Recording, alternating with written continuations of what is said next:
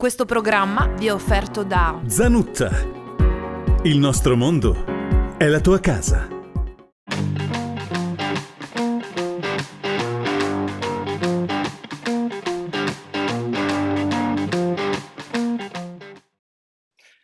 Ecco, ben trovato al sindaco di Carlino, Loris Bazzo, qui a Telefriuli al Punto. Benvenuto sindaco. Grazie Enzo, grazie dell'invito e un saluto a te e a tutti coloro che ci seguono. Bene, allora partiamo subito con la situazione generale, lo facciamo un po' con tutti i comuni per capire un po' che cosa succede. La situazione sappiamo, la situazione pandemica ci ha messo un po' a terra un po' tutti, no? Tutti i comuni stanno soffrendo, no? E quindi tutte le amministrazioni stanno cercando di fare il possibile effettivamente. Sì, Carlino ovviamente non è esclusa e non è immune da questa situazione che io definisco un pandemonio mondiale e ci tengo a fare questa precisazione, al netto ovviamente di questa criticità, che Carlino da sempre è una comunità che ha sempre goduto di una buona salute sociale, ecco, ed è quasi un modello, nel senso che davvero il contributo lo hanno dato da sempre e i cittadini di Carlino, ma soprattutto le 30 associazioni, insomma, che in una maniera o nell'altra operano nel nostro territorio. Se in particolare poi ci riferiamo alla situazione appunto della pandemia, diciamo che al di là della criticità fra alti e bassi che ha vissuto Carlino, c'è stato un momento nell'autunno dello scorso anno in cui purtroppo si sono scomodate anche le testate giornalistiche nazionali proprio perché la nostra comunità è stata messa in ginocchio da ben circa 150 contagi. E dopo Sappada, appunto, a suo tempo era il secondo comune più contagiato della nostra regione. Certo è che questa lezione ci ha servito, ci siamo rialzati e in qualche modo, diciamo così, è stata una lezione di vita, proprio perché quella leggerezza che è stata commessa da pochi, diciamo così, cittadini, è stata poi un danno per tutta la comunità. Però è stato anche un momento in cui abbiamo riscoperto la solidarietà e proprio a questo valore abbiamo dato un significato diverso e ancora più profondo, proprio perché la comunità tutta si è stretta al paese, alla gente appunto che viveva questa difficoltà e ne siamo usciti. Tant'è che oggi, vedevo proprio il dato aggiornato sui contagi, Carlino conta 8 contagiati da Covid e altrettanti quarantenati. Insomma, la situazione è già migliorata di parecchio, insomma, ecco, come hai detto tu, avete fatto tesoro di quello che è successo. E volevo chiederti, per quanto riguarda le piccole, diciamo così, attività, perché di questo si tratta, no? Quelle che soffrono di più, la ristorazione, i negozi, cioè sono tutte queste economie che in qualche modo nei paesi sono una ricchezza e in questo momento stanno soffrendo e penso che anche la tua amministrazione comunale sia venuta incontro a quello che ha potuto, insomma, con le tariffe, con i tributi, insomma, quello che potete fare, insomma, più di tanto non c'è. Com'è la situazione di Carlino? Sì, dici bene, per quello che abbiamo potuto fare, perché poi gli interventi che sono a carico degli enti locali sono purtroppo interventi tampone che risolvono una situazione che è una situazione emergenziale. Io credo che però davvero la politica e le istituzioni sovracomunali sono proprio chiamati a dare una risposta diversa e più strutturata, perché i nostri negozi sono i negozi di prossimità, quelli che noi abbiamo in piazza che già erano in sofferenza rispetto appunto oramai a quasi 1 anno e mezzo fa e molte attività rischiano davvero la chiusura se non si prendono provvedimenti immediati. Rispetto ai provvedimenti noi abbiamo potuto fare insomma nel nostro piccolo qualcosa, se parliamo ad esempio della riduzione sulla tassa sui rifiuti, l'esentare diciamo i locali pubblici dalla TOSA, dalla tassa sull'occupazione del Sì. suolo pubblico e sgravare diciamo così dai canoni di locazione e dagli affitti gli esercenti appunto che sono essi stessi affittuari negli stabili comunali. Però io credo davvero che sia necessaria una programmazione di più ampio respiro proprio per dare il supporto necessario a questo tipo di attività. Ecco, senti, per quanto riguarda l'attività, diciamo, ordinaria, tra virgolette, i lavori pubblici e quindi anche gli investimenti che nei comuni si fanno anche da te stanno andando avanti, insomma, no? Sì, stanno andando avanti con molta prudenza perché, ci sono alcune decisioni che purtroppo sono indipendenti dalla volontà dell'ente locale e che sono condizionati e appesantiti da tutto ciò che è la complessità di un apparato burocratico che è quello della pubblica amministrazione.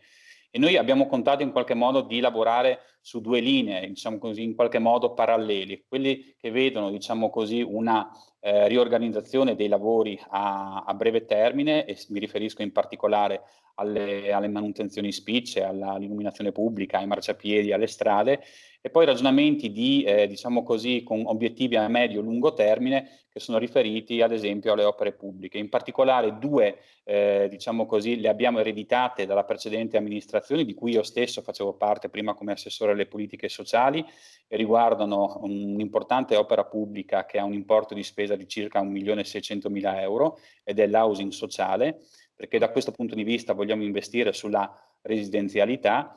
E poi l'annoso, diciamo così, progetto che sembra davvero entro quest'anno cantierabile, che riguarda le piste ciclabili dell'Aster. In particolare per Carlino c'è un investimento di circa 680.000 euro insieme al lotto con Muzzana del Turniano, e credo che la posa così della prima pietra mi auguro che arrivi entro il periodo estivo.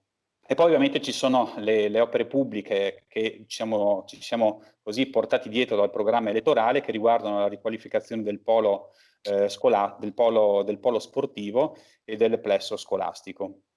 Senti, come risorse umane, come siete come dipendenti? No? Perché lì è un punto dolente di tutte le amministrazioni, no? Tanta gente va in quiescenza, tanta gente, insomma, non potete fare i concorsi, insomma, avete una oggettiva difficoltà per dare i servizi puntuali, no?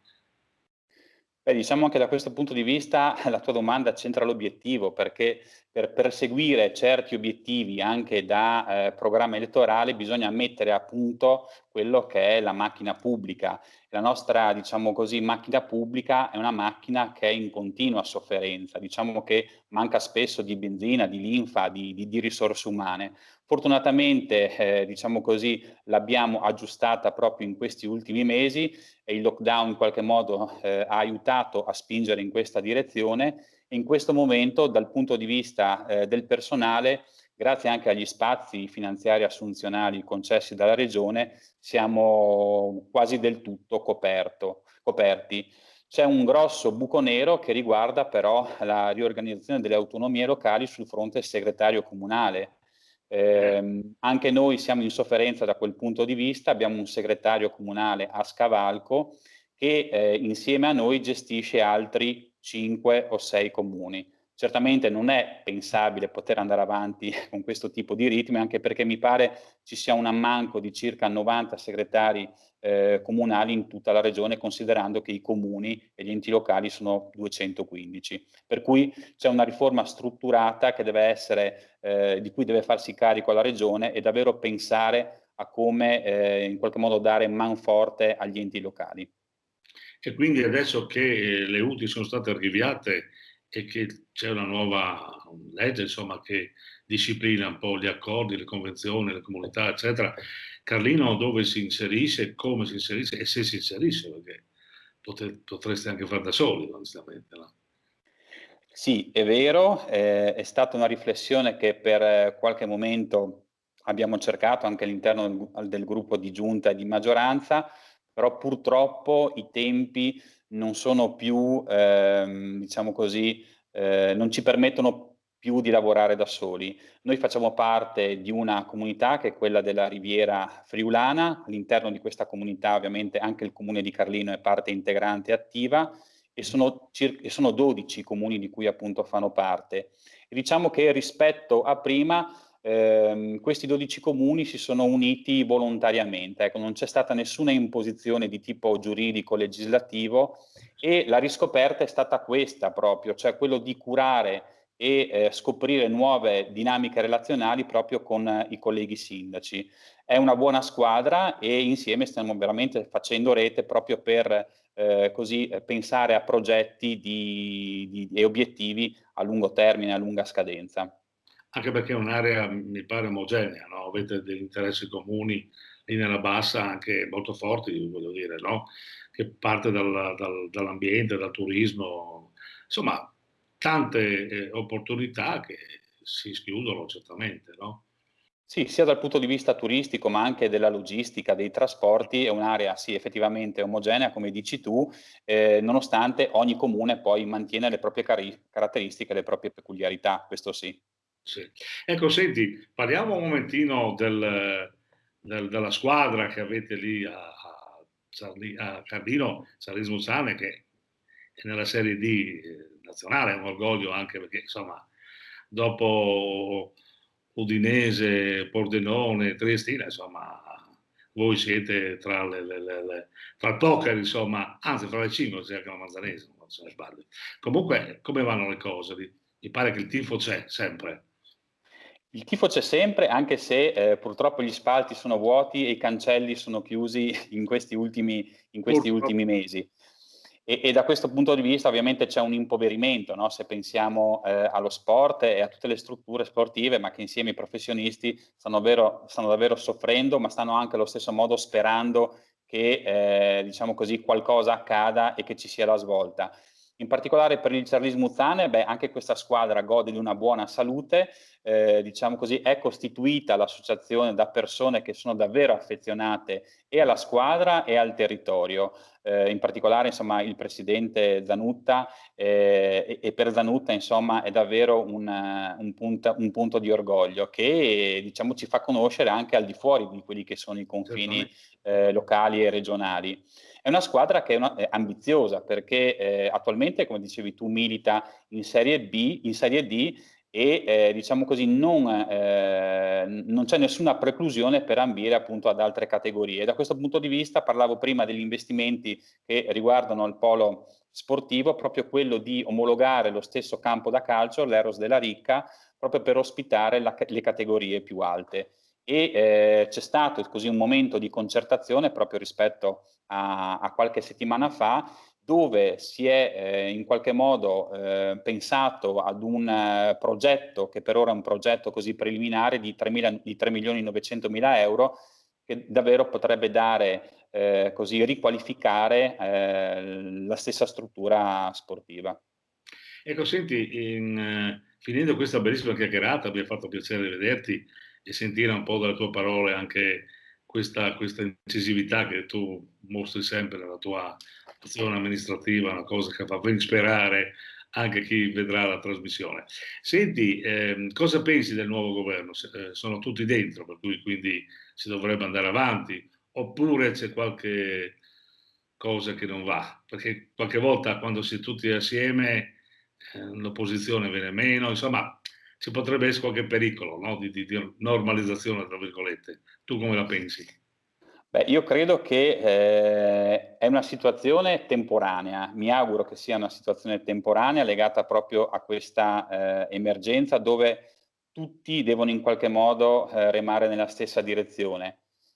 Manca ovviamente la rappresentatività di chi non la pensa come, diciamo così, come la maggior parte di chi è al governo. Io mi auguro davvero che, diciamo così, ci possa essere diciamo così, un obiettivo univoco rispetto a tutti coloro che stanno governando.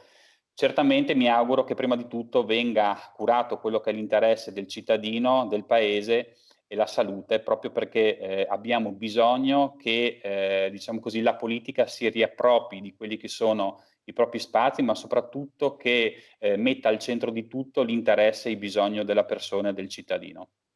Bene, con queste tue parole io concludo la trasmissione. Ti ringrazio molto per la tua disponibilità, naturalmente per aver tolto un po' quelli che sono i tuoi, diciamo così, le tue attività di istituto per darci appunto questa testimonianza. Grazie ancora, auguri a te, auguri a Carlino, a tutti i tuoi cittadini e alla tua amministrazione. Grazie Enzo, grazie per l'invito e vi aspetto a Carlino. Mandi. Mandi.